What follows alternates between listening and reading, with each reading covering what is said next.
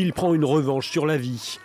Lee Jae-myung, enfant ouvrier, travailleur handicapé, rescapé d'une attaque en 2024, semble voir enfin la chance lui sourire. Le nouveau président sud-coréen avait été l'instigateur de la campagne pour déchoir Yoon Suk-yeol après sa tentative d'imposer la loi martiale.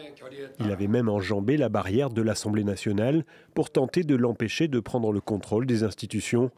Une image marquante et un style combatif et résilient sur lequel a misé le candidat durant ses meetings. Moi, Lee Jae-myung, qui ai transformé les crises en opportunités et créé un chemin là où il n'y en avait pas, j'ouvrirai la voie pour surmonter la crise et faire un bond en avant en tant que grand outil du grand peuple.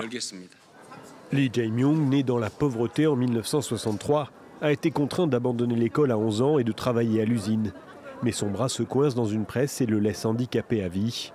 Il trouve un second souffle, suit des cours du soir, rentre en faculté de droit et devient avocat spécialiste de la défense des droits humains.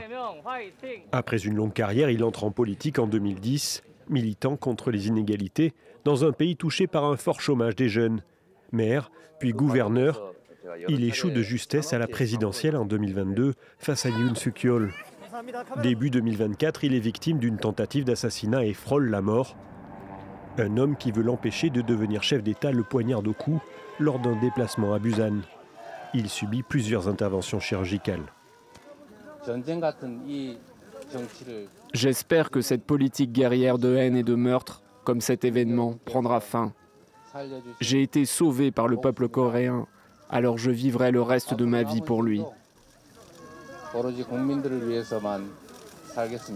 Durant sa campagne, Lee a promis des réformes politiques et économiques, s'engageant à stabiliser le coût des produits et à améliorer les perspectives d'avenir des Sud-Coréens. Mais cette figure héroïque n'est pas exempte de part d'ombre. Une série d'affaires judiciaires, notamment des procès pour corruption présumée, lui collent à la peau. L'immunité présidentielle pourrait entraîner la suspension des poursuites jusqu'à la fin de son mandat en 2030.